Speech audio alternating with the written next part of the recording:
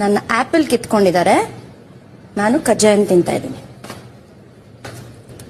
ನಾನು ಕಳ್ಳ ಅಲ್ವಾ, ಕಳ್ತನ ಮಾಡ್ತೀನಿ, ಅದಕ್ಕೆ ಕಳಪೆ ಕೊಟ್ಟಿದ್ದಾರೆ.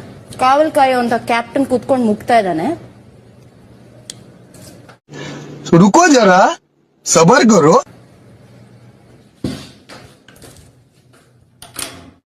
ಕ್ಯಾಪ್ಟನ್ ಬಿಸ್ಕೆಟ್ ತಿಂತಾ ಇದ್ದಾರೆ ಕ್ಯಾಪ್ಟನ್.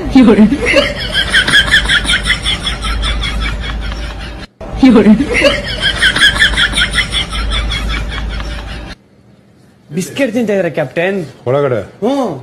ವಾಶ್ರೂಮ್ ಅಲ್ಲಿ ಬಿಸ್ಕೆಟ್ ತಿಂತಾ ಇದ್ದಾರೆ.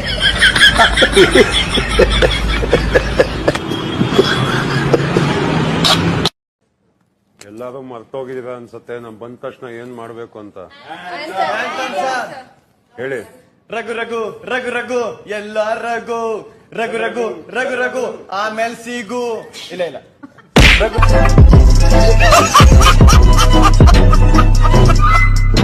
ಓಕೆ ಸರ್, ಮುಂದಿನ ಸರ್ ರಾಗ ಕೂರಿಸ್ಕೊತೀವಿ.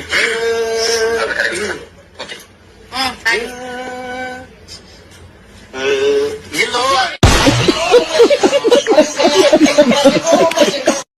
ಗಿಲ್ಲಿ ಅಂದ್ರೆ ಮನೆಯಲ್ಲಿ ಬರೀ ಸಿಲ್ಲಿ ಅನ್ನೋ ಒಂದು ಮಾತಿದೆ, ಅದಕ್ಕೆ ನಿಮ್ಮ ಅಭಿಪ್ರಾಯ? रुको जरा.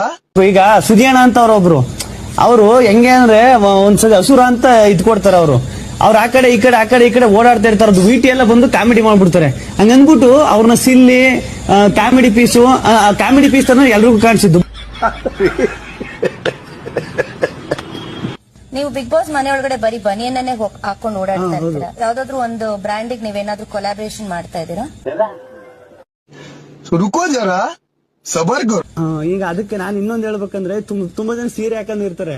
ಹಂಗನ್ಬಿಟ್ಟು ರೇಷ್ಮೆ ಸೀರೆ ಅಂಗಡಿಗೆ ಕೊಲಾಬ್ರೇಷನ್ ಹಾಕ್ಬಿಟ್ಟು ಬಂದಿರ್ತಾರೆ. ಹೊರಗಡೆ ಅಂತೂ ಹೇಳಕ್ಕಾಗಲ್ಲ.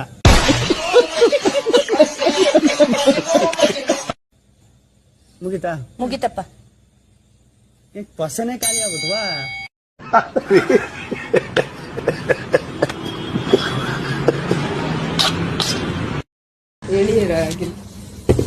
ಇಲ್ಲ ಓಹೋ ಎಲ್ಲಿ ತುಂಬ್ಕೊಂಡಿದ್ಯವ? ಅಯ್ಯ ನಿನ್ನ ಕನೋಗು.